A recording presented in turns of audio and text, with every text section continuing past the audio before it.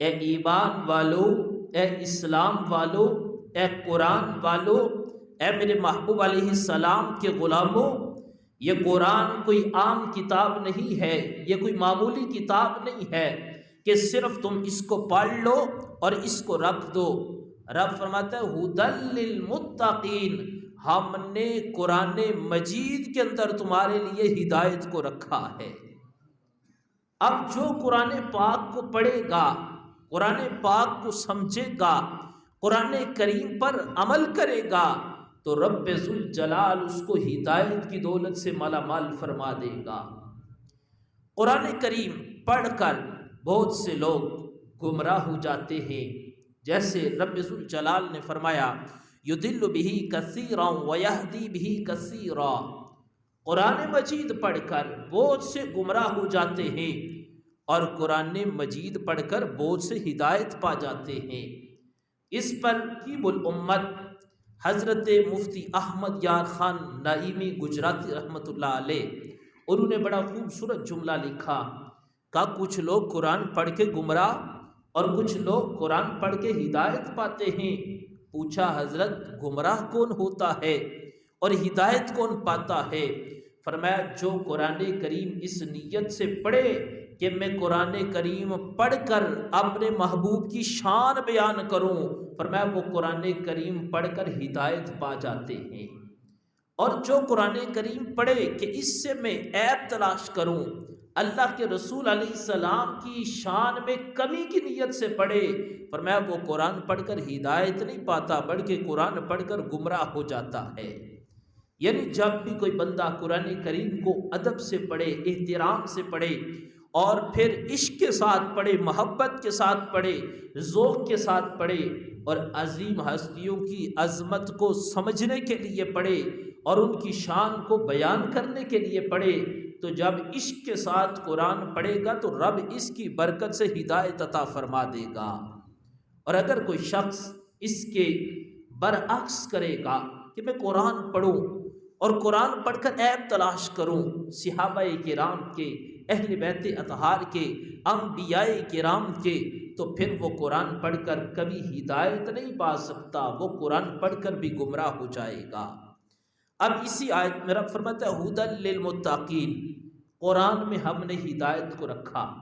مالک قرآن میں ہدایت کس کے لیے رکھی؟ رب فرماتا ہے ھدی للمتقین، جو تقوی کو اختیار کریں، پرہیزگاری کو اختیار کریں، متقی و پرہیزگار بن جائیں، فرمایا رب ذوالجلال کی بے مثل کتاب پڑھیں گے، اللہ تعالیٰ اس کی برکت سے ان کو ہدایت عطا فرمائے گا۔ اب متقی انسان کیسے بنتا ہے، پرہیزگار کیسے بنتا ہے، اور تقوی کی دولت انسان کو کیسے نصیب ہوتی ہے؟ اگر ہم نے یہ فرق کرنا ہو کون تقوی والا ہے تو اس کے لیے بھی ہمیں معیار اللہ کے محبوب علیہ السلام نے عطا فرما دیا۔ اور میں پریشان ہونے کی ضرورت نہیں کہ قرآن کہتا ہے،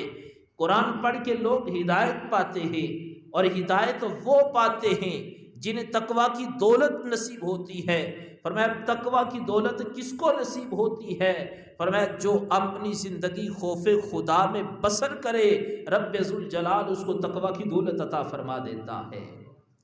حضرت سیدنا ابو ہریرہ رضی اللہ تعالی عنہ آپ فرماتے ایک شخص نے آ کر سوال کیا کہ حضرت تقوی کس کو کہتے ہیں؟ اب سوال کرنے والے نے آپ سے سوال کیا، لیکن میں قربان جاؤں ان کے جواب دینے کے انداز پر اور اس سوال کرنے والے کو مسئلہ سمجھانے کے انداز پر آپ نے بڑے خوبصورت انداز میں اور بڑی سادہ سی مثال دے کر اگلے بندے کو جواب دیا، اور صرف جواب ہی نہ دیا بلکہ جس نے سوال کیا آپ نے اس کو سوال کا جواب بھی دیا اور اس کو مسئلہ سمجھا بھی دیا۔ اب اس کا سوال تھا کہ حضرت تقوی کیا ہوتا ہے، انسان متقی کیسے بنتا ہے، پرہیزگاری کی دولت کیسے نصیب ہوتی ہے؟ تو جناب ابو ہریرہ رضی اللہ تعالیٰ عنہ فرماتے ہیں جب اس نے سوال کیا تو آپ نے فرمایا کہ مجھے یہ بتاؤ، تمہارا گزر اگر کسی ایسے علاقے سے ہو جہاں پر جھاڑیاں ہی جھاڑیاں ہوں، کانٹے ہی کانٹے ہوں، فرمایا جب تمہیں وہاں سے گزرنا پڑے کہ دائیں بائیں آگے پیچھے جھاڑیاں ہیں، کانٹے ہیں، اب تم وہاں سے کیسے گزرو گے؟ وہ شخص کہنے لگا کہ ایسی جگہ جہاں پر دائیں بائیں کانٹے ہوں، جھاڑیاں ہوں گی ان میں کانٹے ہوں گے، وہاں سے مجھے گزرنا پڑے گا۔ وہ کہنے لگا میں اس طرح گزروں گا کہ کوئی کانٹا میرے لباس کو نہ لگے، ایسے گزروں گا کہ کوئی کانٹا میرے جسم کو بھی نہ لگے۔ اگر کانٹا جسم کو لگا تو جسم کو تکلیف ہوگی، اگر کانٹا میرے لباس کو لگا تو لباس کو نقصان ہوگا۔ اب جب میں وہاں سے گزروں گا اپنے لباس کو بھی بچاؤں گا، اپنے جسم کو بھی بچاؤں گا، اور لباس اور جسم کو بچا کر وہاں سے گزر جاؤں گا۔ اب جناب ابو ہریرہ نے جب اس کا جواب سنا، آپ نے فرمایا تمہارا سوال تھا تقویٰ کیا ہے، میرا سوال تھا کہ کانٹے دائیں بائیں ہوں گے تو گزرو گے تو کیسے گزرو گے؟ تو تم نے کہا جسم کو بھی بچاؤں گا، لباس کو بھی بچاؤں گا۔ فرمایا اسی چیز کا نام تقویٰ ہے۔ جب تم اپنی زندگی کو گزارو، زندگی گزارتے ہوئے ایسے مواقع آئے کہ تم گناہ پر قدرت رکھو، گناہ کر سکتے ہو، اگر تم اپنے آپ کو گناہ سے بچا لو اور اپنی زندگی گناہوں سے بچا کر بسر کر لو تو سمجھ لو کہ رب نے تمہیں تقویٰ کی دولت عطا فرمائی ہے۔ اب یہ کتنا خوبصورت ایک انداز تھا، اور اس جواب میں ہمارے لیے سبق تھا کہ اگر تم چاہتے ہو قرآن پڑھ کے ہدایت ملے تو پھر تمہیں تقویٰ اختیار کرنا پڑے گا۔ اگر تم چاہتے ہو کہ متقی بنو، پرہیزگار بنو، تو پھر تمہیں اپنی زندگی گناہوں سے بچ کر بسر کرنی ہوگی۔ اور پھر اسی پر لفظ تقویٰ پر آج میں مختلف تفاسیر کو پڑھ رہا تھا، مفسرین کرام نے بڑی جامع گفتگو کی۔ انہوں نے کہا صرف تقویٰ یہی نہیں بلکہ انسان کی زبان کا بھی تقویٰ ہے، انسان کے کانوں کا بھی تقویٰ ہے، انسان کے ہاتھوں کا بھی تقویٰ ہے، انسان کے قدموں کا بھی تقویٰ ہے، انسان کی ناک کا بھی تقویٰ ہے، اور انسان کی فکر کا بھی تقویٰ ہے۔ پوچھا زبان کا تقویٰ کیا ہے، کانوں کا تقویٰ کیسے ہے، ہاتھوں کا تقویٰ کیسے ہے؟ فرمایا جب تم گفتگو کرو، گفتگو کرتے وقت تم اس بات پر قدرت رکھتے ہو کہ جھوٹ بولو گے تو کسی کو پتہ نہیں چلے گا، کسی کو گالی دو گے تو اگلا کچھ نہیں کہہ سکتا، اگر تم کسی کی غیبت کرو گے تو اس کو پتہ نہیں چلے گا۔ اب فرمایا اگر تم اس وقت ان چیزوں پر قدرت رکھتے ہو، لیکن دو چیزیں ہیں، ایک ہے شیطان کو راضی کرنا اور ایک ہے شیطان کو ناراض کر کے اپنے رحمان کو راضی کرنا۔ اگر تم نے شیطان کو ناراض کر دیا اور رحمان کو راضی کر دیا، جھوٹ بول سکتے تھے، کہا اگر جھوٹ بولا رب ناراض ہو جائے گا، تم نے اگر اس وقت جھوٹ کو ترک کر دیا تو سمجھ لو کہ رب نے تمہیں تقویٰ کی دولت عطا فرمائی ہے۔ اسی طرح تم گالی دے سکتے تھے، اگلا بیچارہ غریب مسکین تھا، تم سوچتے تھے گالی دوں گا کچھ نہیں کر سکے گا، اس وقت میری چلتی ہے، ادھر سے ذہن میں خیال آیا یہ تو کچھ نہیں کر سکتا، میرا رب مجھے دیکھ رہا ہے، اگر گالی دوں گا تو رب ناراض ہوگا، میں اس وقت اگرچہ موقع میرے پاس ہے لیکن گالی دینے سے رب ناراض ہوگا۔ اگر تم نے اس وقت اپنے آپ کو، اپنی زبان کو گالی سے بچا لیا تو سمجھ لو کہ رب نے تمہیں تقویٰ کی دولت عطا فرما دی ہے۔ اسی طرح فرمایا کہ جب تم اپنے ہاتھ کے ساتھ کوئی گناہ کرنے کی قدرت رکھتے ہو، کسی کو مارنا چاہتے ہو، کسی پر ظلم کرنا چاہتے ہو، اب تم نے کہا ظلم کر سکتا ہوں، میں اس کو مار بھی سکتا ہوں، لیکن ظلم کرنے سے پہلے ذہن میں دو خیال تھے، ظلم کروں گا تو لوگ کہیں گے یہ بڑا سخت آدمی ہے، اس وقت اس کی چلتی ہے، لیکن ذہن میں فوراً خیال آیا آج اگر اس پر ظلم کروں گا کل قیامت کے دن مجھے اس کا حساب دینا پڑے گا۔ فرمایا ادھر ظلم کرنے کی قدرت رکھتے تھے، اور ظلم کرنا بھی چاہتے تھے، کوئی اس وقت پوچھنے والا بھی نہیں تھا۔ اس وقت تمہارے پاس ساز و سامان بھی تھا، تمہارے پاس قوت اور طاقت بھی تھی، لیکن ذہن میں خیال آ گیا اگر آج اس پر ظلم کروں گا، کل قیامت کے دن مجھے اس کا جواب دینا پڑے گا، اس کا حساب دینا پڑے گا۔ آج تو ظلم عارضی ہے، لیکن قیامت کے دن اس کا حساب دینا پڑے گا۔ فرمایا اگر تم نے اپنے ہاتھ کو گناہ کرنے سے روک لیا تو سمجھ لو کہ رب نے تمہیں تقوی کی دولت عطا فرما دی ہے۔ اسی طرح انسان اپنے ہاتھوں سے حرام لانا چاہتا ہے، اس کو پتا ہے کہ اس وقت موقع ہے، میں دکان پر گیا، کوئی چیز اٹھانا چاہتا ہوں، کوئی دیکھنے والا نہیں، گھر میں کوئی بھی نہیں، مجھے چیز کی ضرورت ہے، کسی کا مال پڑا ہوا ہے۔ اب انسان نے اپنا ہاتھ آگے کیا، چیز اٹھا لوں، چوری کر لوں، سب طرف دیکھا، کوئی دیکھنے والا نہیں، کوئی گواہی دینے والا بھی نہیں، کوئی بتا بھی نہیں سکتا، اس نے چیز کو اٹھایا ہے،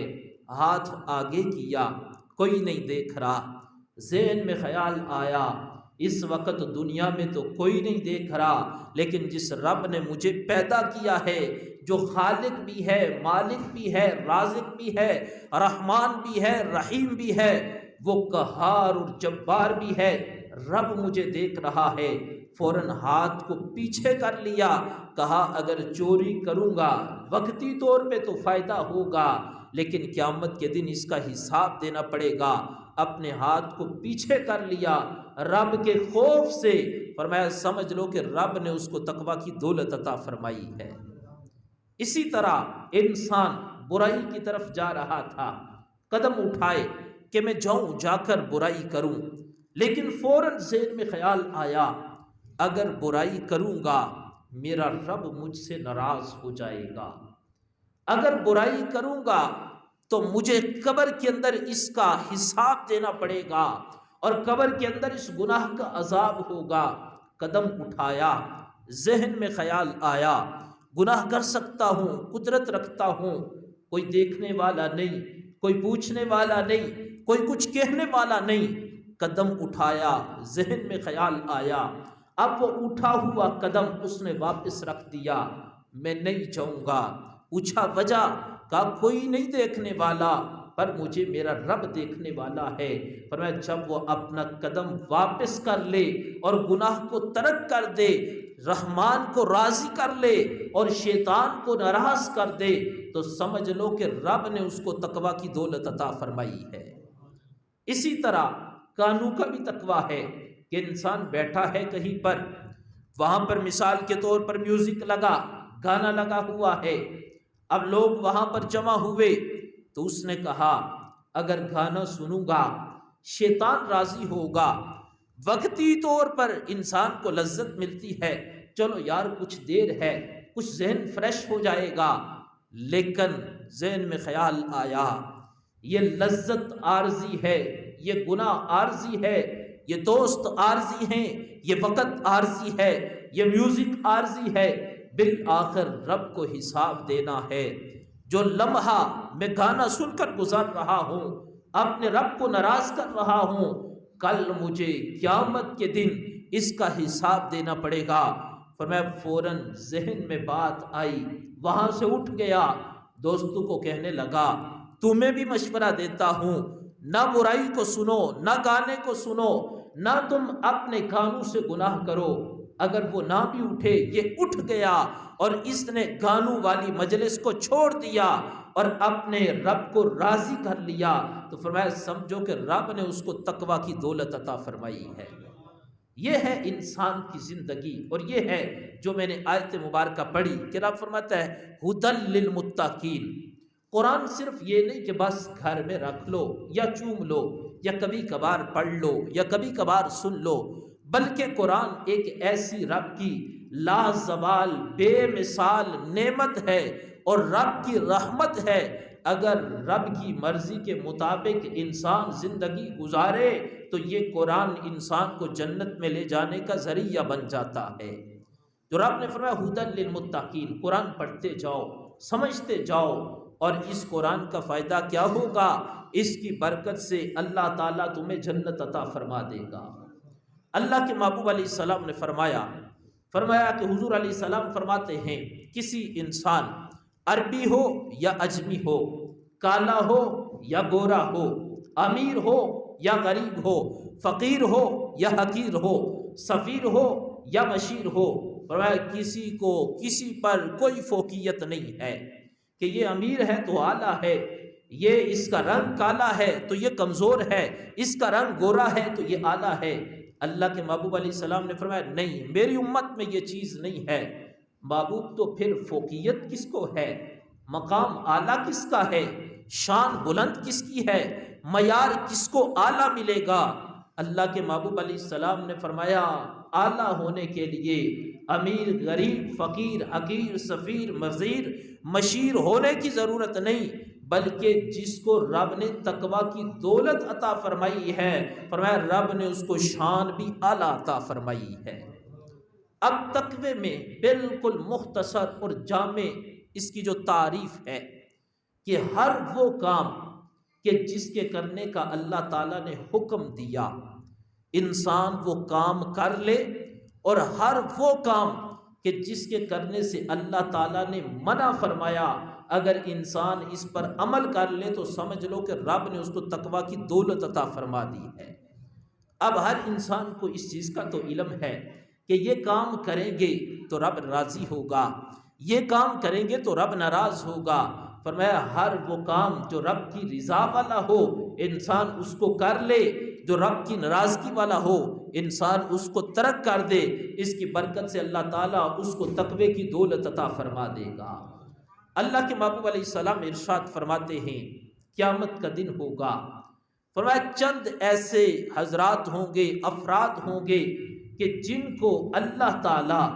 اپنے سایہ رحمت میں جگہ عطا فرمائے گا۔ قیامت کا دن ہوگا، نفسا نفسی کا عالم ہوگا، نہ باپ ساتھ دے گا، نہ بیٹا ساتھ دے گا، نہ دوست ساتھ دے گا، جو دنیاوی مقاصد کے لیے رشتے ہوں گے کوئی کسی کا نہیں بنے گا۔ ایک وہ نوجوان بھی ہوگا کہ ابھی جوانی کی عمر کو پہنچا تو فرمایا وہ گناہ کرنے کی قدرت رکھتا تھا، کوئی دیکھنے والا بھی نہیں تھا، کوئی پوچھنے والا بھی نہیں تھا، قدرت بھی رکھتا تھا۔ فرمایا وہ گناہ کرنے کے لیے گیا، اب جب وہ گناہ کرنے پر آمادہ ہوا فوراً ذہن میں خیال آیا، دائیں بائیں آگے پیچھے دیکھا کوئی بھی نہیں، فرمایا فوراً ذہن میں خیال آیا سامنے کوئی نہیں دیکھ رہا پر میرا رب مجھے دیکھ رہا ہے۔ فرمایا جب یہ ذہن میں خیال آ گیا اس نے گناہ کو ترک کر دیا، اللہ تعالیٰ کو اس کا یہ عمل اتنا پسند آ گیا، فرمایا قیامت کے دن اللہ اس کو اپنے سائے رحمت میں جگہ عطا فرمائے گا۔ یہ ہے کہ انسان اگر اپنے رب کی مرضی کے مطابق اپنی زندگی کو بسر کرے، بس جب بھی قدم اٹھاؤ تو قدم اٹھاتے وقت یہ نہ دیکھو دائیں کیا ہے بائیں کیا ہے، لوگ کتنے ہیں، لوگ کتنے دیکھ رہے ہیں، کون کیا کہے گا، بلکہ فرمایا جب قدم اٹھاؤ یہ سوچو اور یہ دیکھو میرا رب کیا کہے گا، رب میرے اس قدم سے ناراض ہوگا یا رب میرے اس قدم سے راضی ہوگا۔ فرمایا اگر تم اپنا ایک ایک قدم اللہ کی رضا کے لیے اٹھاؤ گے اور ہر برے کام کو ترک کر دو گے اور ہر اچھے کام کو اپنا لو گے، اس کی برکت سے قیامت کے دن اللہ تعالیٰ تمہیں اپنے سائے رحمت میں جگہ عطا فرمائے گا۔ معزز سامعین و ناظرین، میری دعا ہے کہ اللہ تعالیٰ ہمیں ہمیشہ اپنی عبادت کی توفیق اور ہمیشہ اللہ تعالیٰ ہمیں نیکی کے کام کرنے کی توفیق عطا فرمائے اور رب ذوالجلال ہر برائی سے ہمیں بچائے۔ اللہ تعالیٰ جو میں نے بیان کیا ہم سب کو اس پر عمل کرنے کی توفیق عطا فرمائے۔ وما علینا الا البلاغ۔